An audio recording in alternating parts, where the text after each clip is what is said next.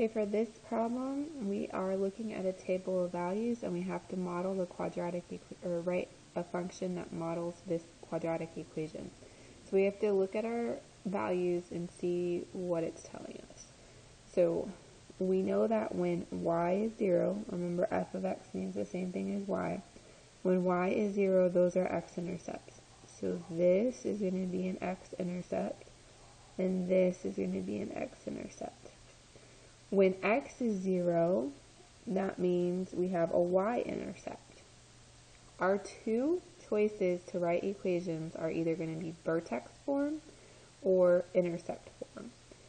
Based on what we're given in this situation, it's going to be easier to write our equation in intercept form because we don't know our vertex for this problem.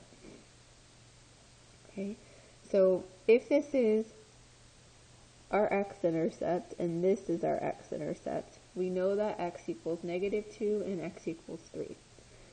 When we write things in intercept form, we need factors because intercept form looks like a times x minus something times x minus something.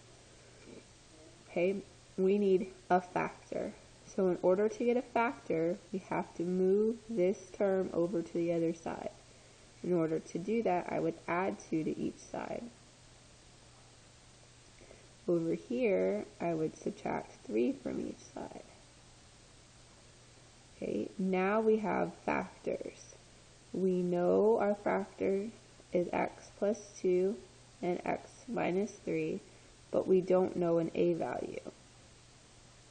In order to get our a value, we use either one of these points that's given to us because these points are somewhere on the graph.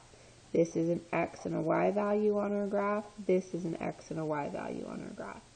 It doesn't matter which point you use. I'm going to use this one because I think plugging in 0 is easier than plugging in 1. So I'll plug in a -3 for y and I'll plug in a 0 for x. And then I follow order of operations on this side. So I'm going to get 2 and -3. And then I'm going to get -6a because these all get multiplied together. In order to finish getting a by itself, I'm going to divide both sides by -6. -3 over -6 will give me a positive 1/2. So I got my a value is a positive 1/2. Now I can write my equation because I have everything I need. So my a is 1/2. My factors are x plus 2 and x minus 3. And then I'm done with that question.